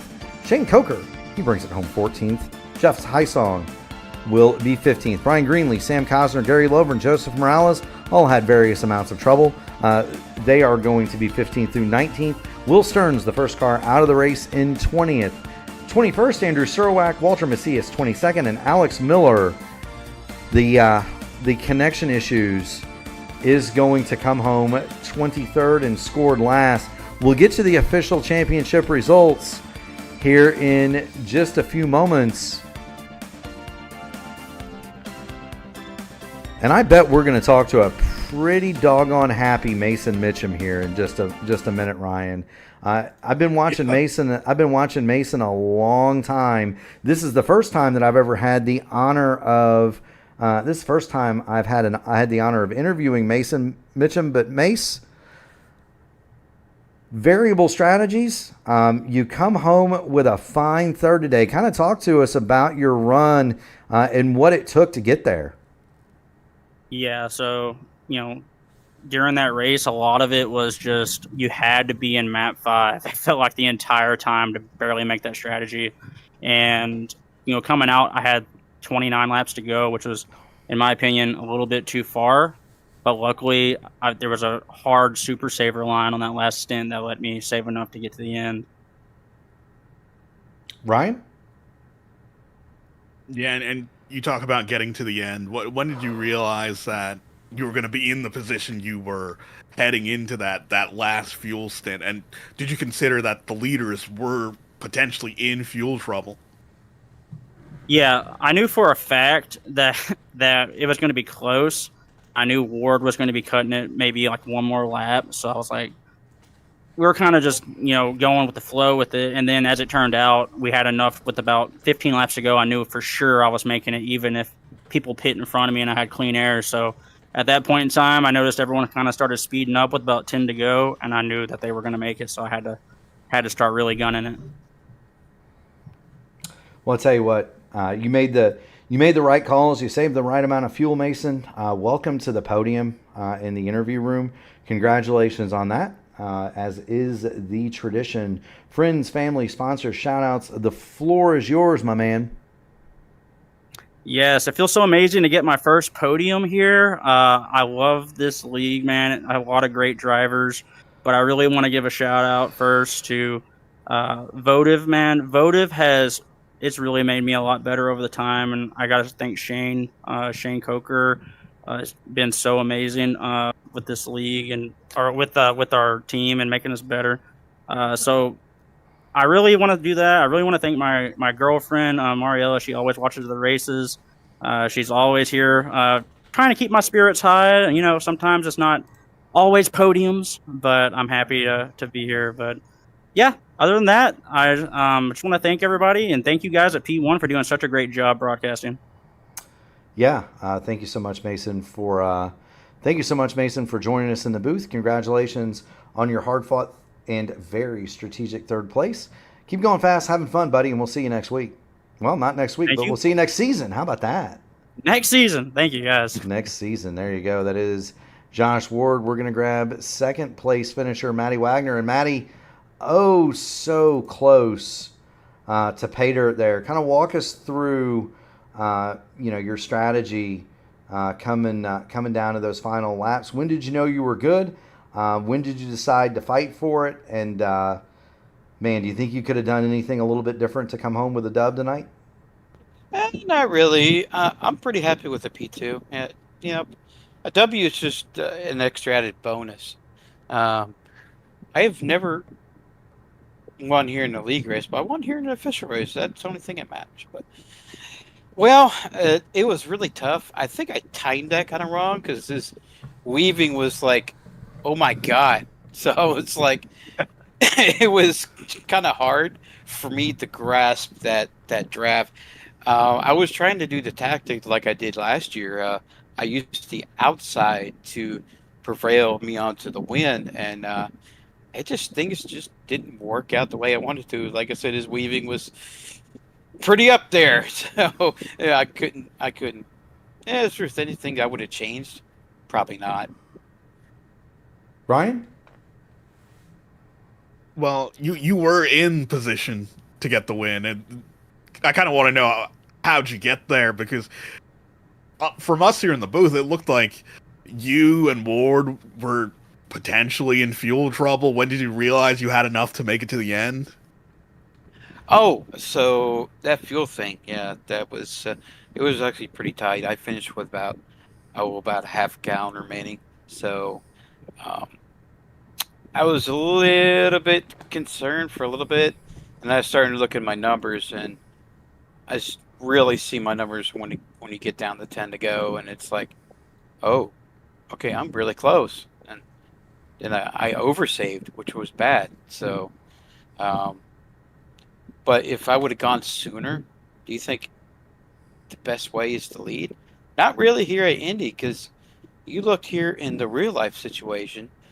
How many times have you seen the leader of the last lap win the race in this current era? Not very many. Yeah, Not probably current. just Joseph. Yeah, probably Newgar, and that's probably it. It's wow. Hey, that's my favorite driver, by the way. Not everybody's perfect, Wagner. I know I ain't that perfect, but I wouldn't change a thing, brother. Me leading, um, with about, let's say, moving up a little bit earlier, I don't think I would have made a difference for me. I probably still would have gotten past, but that weaving thing, I can't do that. That's just not my thing. Yeah, it's definitely hard to time it up, and you gave it a shot. The thing that that a lot of guys kind of miss out with the they kind of miss out with the weaving situation is when you get to doing that dragon, man, you can really cost yourself a ton of momentum. And Ward actually did that coming toward the line, and we're watching it now in slow mo. He weaved so much going down the front stretch. You were able to hold the wheel straight, and it actually knocked enough momentum off of him that you almost got there. The official margin here tonight, 50 thousandths of a second. So not a whole lot of room between you two. Mm-hmm. But definitely a lot of good stuff tonight. It was a very tactical race, a very strategic race, and we definitely congratulate you from the booth on your second place run. You're the series owner, and so congratulations on a successful opening season. We do look forward to season 2 of the Wreck and I. As for tonight, friends, family, sponsor, shout-outs, the floor is yours, my man. Actually, I'd like to thank every single one of these drivers. I do appreciate everybody here, as I told them before the race even started. The addition of Micah, I love having him here. He's a great addition. Alex, he had a wheel disconnect on him. That's unfortunate break for him. He had a great championship run. He's looking forward to next season. I know we will be adding road courses to our next season, so look out for that. And I think I put a little bit of advertisement out there, maybe for you guys if you want to broadcast, just maybe a little bit of an exhibition race. We'll get that advertisement going. So I'd like to thank Murphy, you do, and Rec, are you there? Yeah, I'm still here. No, he ran away. He got tired of listening to me.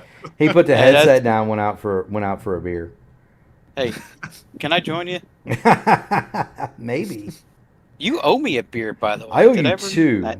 I owe Yes, you you two. do. I owe you two. We're gonna pay you up at the Sim Gaming Expo in September in Chicago. I can't wait. I can't wait. I can't wait for that either. And they, George put that together, and there's going to be a lot of us going. Of course, he's also sponsoring the ISRA Open Wheel Series on Monday night with Mike Rigney and his group, and so.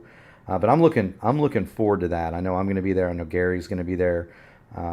I'm really looking forward to seeing a lot of friends in the sim that we spend a lot of time with, but you don't necessarily get to see face to face. Hang out with them. Yeah. Mhm. So I'm looking forward to that. Keep going fast, having fun, Matty Wags, and Thanks, we buddy. will catch you. We'll catch you later. You hear? Catch you next season. All right, buddy. Good win, Josh. Absolutely, and that will conclude our interview with Matt Wagner, and we'll bring in the man of the hour. That is Josh Ward. And Josh, we kind of asked Matt, so we'll pose the same question to you. What was the strategy at the end? When did you know you could make it? And when did you want to get to the lead, and how were you able to hold on to it? I knew at the beginning of the run that I was going to be good on fuel, and just wanted to. I put it in map 5 for probably 20 laps, and just kind of ran 3/4 throttle because I knew I wanted to be on map 1 the last 5 or 10 laps if I needed it, and really just needed it the last 4 or 5 laps. So ended with a lap and a half of fuel to the good. I definitely think that helped play into the strategy, but had no plan of when to go forward, but I knew I needed to save fuel and to be able to have a chance, and just kind of took it as it came. Ryan? So at the end there, you obviously were in a scrap with Matt Wagner. What was your idea in defending the position? Because obviously at some point everyone's gonna go to the serpentine move, the dragon. But how did you know that you had a big enough of a gap where it wouldn't affect your speed too much? Yeah, I mean, honestly, I'm not a big fan of that move. I mean, on the last lap, it's fine, but I see guys doing it over and over and over in the middle of the race. It's kind of aggravating, but really just wanted to wait at least until the last lap. There were a couple moves to kind of break the draft before that, but I didn't want to be weaving up and down the track. But on the last lap, you just kind of have to and hope for the best. And I just kind of watched his runs, try to give him a little bit of dirty wake on his nose. I saw him go to the top. Try to stay up there for a second longer, and I think it probably won the race going down the back stretch because he wasn't able to get the run that he had hoped for. I don't know. What did Matt say? Well, Matt was actually in fuel trouble. Yeah, he was. Yeah, that's what I figured. He said he saved too much, and that was his fuel trouble. It's, and Ryan and I were kind of talking about it. It's so hard to gauge when you should go and when you should not, and then it's very easy to pass here, but it's very difficult to get by a determined leader. And you were definitely that determined leader tonight, and you timed your moves back and forth. I actually thought you might have swerved a little bit too much on the last lap, because when you go back and watch the replay, there's a visible loss of momentum toward the line, and he's actually able to get the front wing even with your rear. And so, if it had been one lap longer, we might be talking about a different story. But all that matters is that you were the leader at lap 100, and to the winner go the spoils. Friends, family, sponsor shout-outs, and then we have a request. Yeah, Votive Racing guys. Shane helped me a little bit there, so appreciate the teammates I work with. And Matt, he's a good driver, very respectable. He put on a good lead this year. This is a lot of fun, and I learn parts on the side of the car every single week, and they help me race in real life. So I always thank those guys. Yeah, and thank you so much for joining in. Tonight ends your reign as the Wednesday night champion. But we look forward to seeing you again for season 2. We look forward to seeing you on Sunday night in the Votive Series. The request is that when you win a race on the channel at Indianapolis, send us a picture of yourself chugging the milk. You don't have to pour it on your head. I did not. I do not participate in such shenanigans. One, because my kids drink milk quicker than an F-22 drinks jet fuel, so we don't have it to waste. But take a selfie of yourself drinking the milk and send it in to the channel. We'll be happy to post that in the gallery, because winning at Indy is a huge deal. Josh, go celebrate, keep going fast, having fun, and we will see you next season. All right, thank you guys. Yes, sir. That is Josh Ward.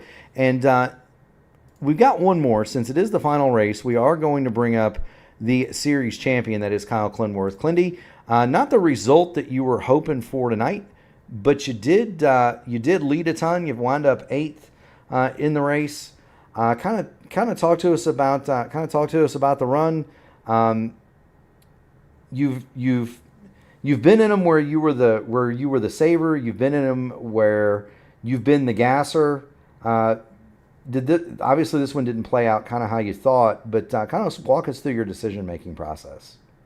I never ran behind more than like 2 cars all day, Murph. I thought the number was way too big. Yeah. So even in map 5, I was like, I'm like 0.25 short of what I calculated, so I'm just going to run, right? And it wasn't 0.25 laps. It was 0.25 miles per gallon. And over, a 17-gallon tank or 16 point whatever gallon tank we get here, that's like almost 2 laps short, like 2.5 laps short. And I'm like, there's no way I can save that. And that was with the max fuel number I had seen in the draft.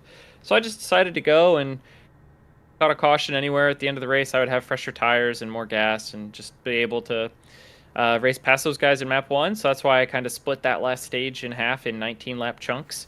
And just didn't fall my way, but that's okay. They don't all have to. Yeah, and that's kind of what happens. I'll tell you what did fall your way though, was the series championship. You absolutely blitzed them. I don't know what the official margin is.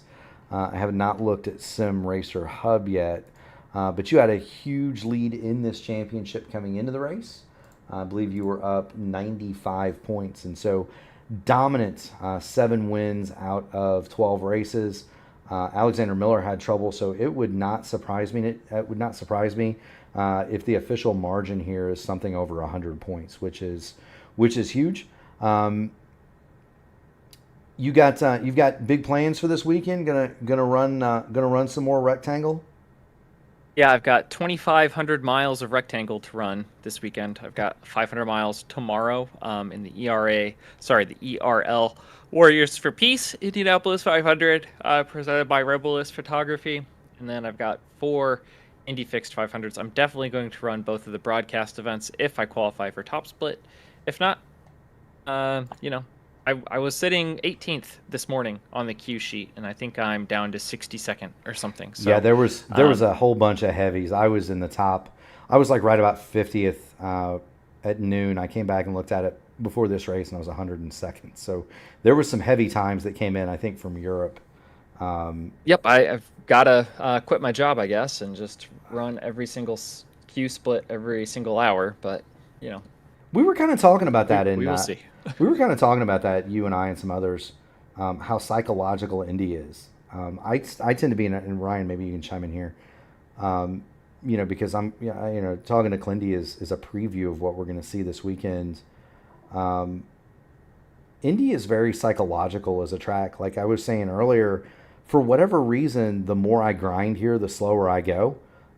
You're a guy that the more you grind, you seem to find the thousandths that I lose. I'm interested to hear from the wreck. Did you get better as you go, or would you rather just throw a bonsai run up there and call it? I'd say there's definitely a curve where I hit a point of diminishing returns. For certain, sure. Well, Clindy, good luck in your pursuit of that top 33. That's a big deal.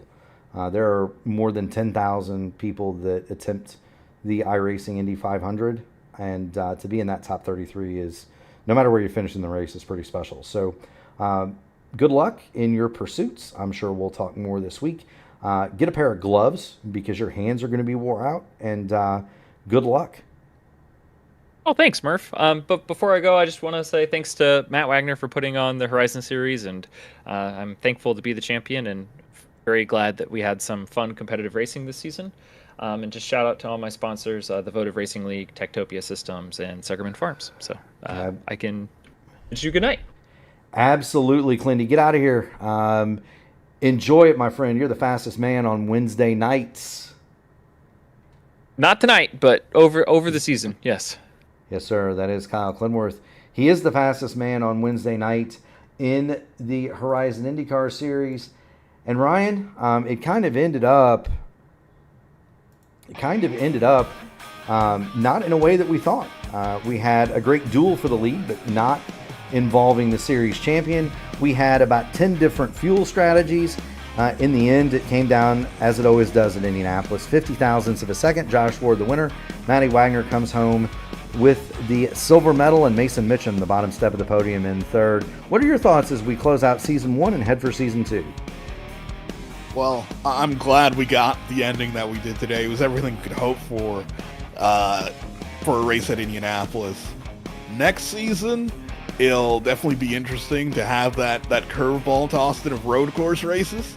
I'm sure the guys who are running well now will probably do well in the road courses as well, but you don't know who else that could allow to get up to the front during the season. Yeah, road course races in a primarily oval series are very much wild cards, and it gives people who don't always run up at the front on an oval a chance to shine, and so I do look forward to that too. Speaking of chances to shine, there are going to be a bunch of those this week. Of course, we are going to be off tomorrow night. Garrett Godso and LGN are going to be calling the Elite Racing League Indianapolis 500. That's going to happen tomorrow night over on the Elite Racing Network. We do wish all of the starting 33 in that field the best of luck. We'll be back here on P1 Friday with a triple header, Ryan. We're going to be busy. At 4 o'clock in the afternoon, it is the IndyCar iRacing Series presented by 40 Raceware. They're going to roll at 4 p.m. Eastern from the road course. At 8:20, Sam Crow and I are going to have the AMA Archway Industrial Coatings Truck Series. That's going to be at 8:20 p.m. right here on the P1 Broadcasting Channel. And then Who Wants to Be Famous? We're going to kick off 4 iRacing Indy 500 top split fixed races. So Who Wants to Be Famous? It is the prelude to the big show. That's going to happen at 9 p.m. Friday night, and that'll be an ensemble cast and crew. I think you're going to join in on that one. Ryan. Yeah, I'll be alongside Gary for that one. You will be. We're going to take Sunday off because we'll all be tired. Actually, most of us will be racing in one of the 2 iRacing Indy 500 fixed splits on Sunday. You can catch the official top split. What is it? 9 a.m. They're doing that one? On Sunday? Yes, it is. Very early. Very early in the morning, 9 a.m. Saturday morning, they're going to have the official broadcast for the official iRacing Indy 500. There will be another split later on in the day, and then Sunday morning will be the finale for the fixed version of the 500 miles. Monday night, Clindy and I are going to be back in action with the Daytona Road Course. Monday night top split, 8 o'clock. Immediately following that, it's the Sim Gaming Expo ISRA Open Wheel Series. They're going to be at Gateway. The flagship broadcast is going to happen Tuesday from Iowa. And Wednesday night rec, we do not have a race. Matty Wags has said he's going to bring it back sometime after the official or sometime after the month of May. And so we're going to get a couple of weeks off. Do want to let everybody know that entries are still open for the P1 Broadcasting 600. That is June the 7th, 2 p.m. right here on the P1 Broadcasting Network. We've got over 20 entries for that one. And so if you're out there and you're listening, fill out your entry blank and you could be among the 43 invited to take the green flag. There's some pretty big prizes on offer for that. And speaking of pretty big prizes, this is a pretty big prize for us. We get to do this and talk about car racing every day, Ryan. I enjoy the mess out of it, brother. Speaking... Yeah, it is definitely a joy. It is a joy, and with joy comes debts of gratitude, and we do owe that debt of gratitude to all of the first responders, the police, the fire, the military, the EMTs, the nurses, all of the people that do the hard jobs at night so that we can lay our heads down on the pillow safely. From the bottom of our hearts and everybody at P1 Broadcasting, we thank you. Until Season 2, Ryan, take off the helmet, loosen the belts, get out of here, my man.